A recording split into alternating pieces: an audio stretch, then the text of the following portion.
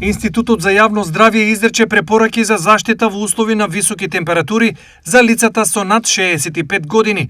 Нагласуваат дека оваа група на лица се во ризик од здравствени проблеми поврзани со топлото време и се сметаат за ризична категорија.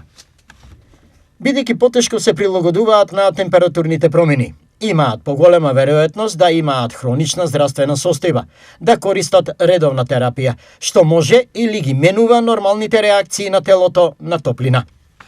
Појаснуваат од Институтот за јавно здравје. Се апелира повозрастните да избегнуваат изложување на сонце, како и работа на отворено во периодот од 11 до 17 часот, да носат лесна, светла и памучна облека, заштитни очила за сонце, капа со висок свод и широк обод и крем со UV фактор 30+ при изложување на сонце.